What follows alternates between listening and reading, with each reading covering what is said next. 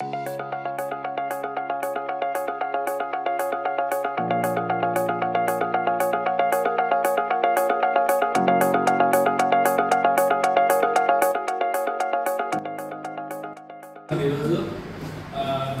ఈ కాలేజు నిజంగా మన ఆంధ్రప్రదేశ్లోనే one of the best colleges.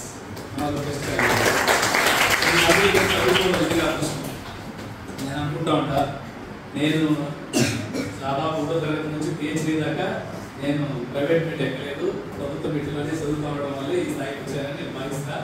కాబట్టి నేను ఇప్పుడు కూడా నా పిల్లలకి ఏమైనా రికమెండ్ చేసింది గవర్నమెంట్ స్కూల్కి ఎప్పుడు చెప్తా.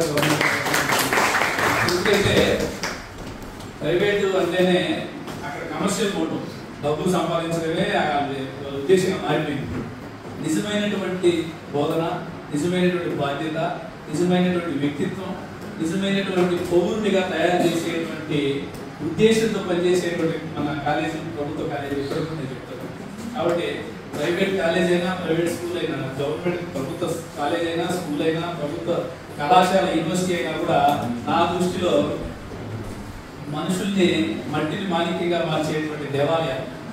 కాబట్టి మీరు అనుకున్నది సాధించాలి అంటే ఒకటే మార్గం, మనకేంటంటే జ్ఞాన సముపార్జన.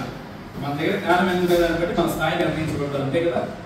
ఒక కలెక్టరు, ఒక కూలివాడు, ఏం తేడా? ఇద్దరు మనుషులే, ఇద్దరికి బ్రెయిన్ ఉంది, ఇద్దరు ఒక తల్లిదండ్రులు పుట్టినోళ్ళే కదా.